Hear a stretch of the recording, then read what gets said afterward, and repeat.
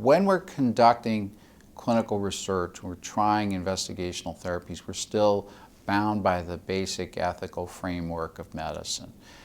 And the core principles are that we do things, we avoid harm to the patient, and we do things that we think will maximize the benefit to the patient. And at the same time, we respect the autonomy of the patient, or in this case, the family, generally the parents expressing as the surrogate for the child what's in what they think would be the choice. So it's a combination of the benefit to the patient as we see it.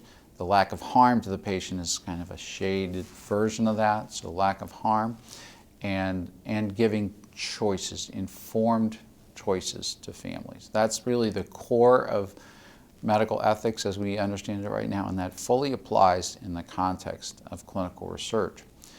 But explaining those pieces becomes more complicated in an investigational therapy than in a therapy where there's good hard evidence to understand this, because we have to explain benefit in terms of some aspect of the benefit is unknown. We have to explain the lack of harm also with this unknown risk factor.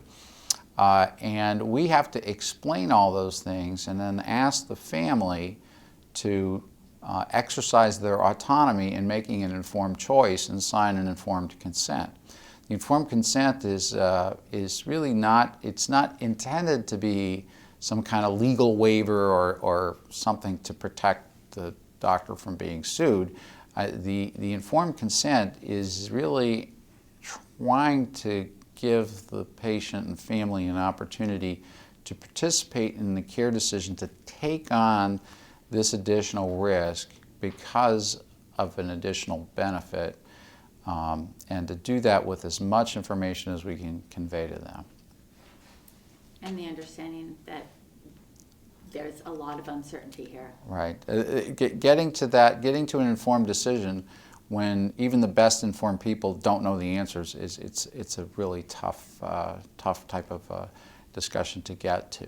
But again, just like the physicians and the rest of the care team, the nurses, we sometimes make we do our best, make our best call based on limited information, and we have to actually ask.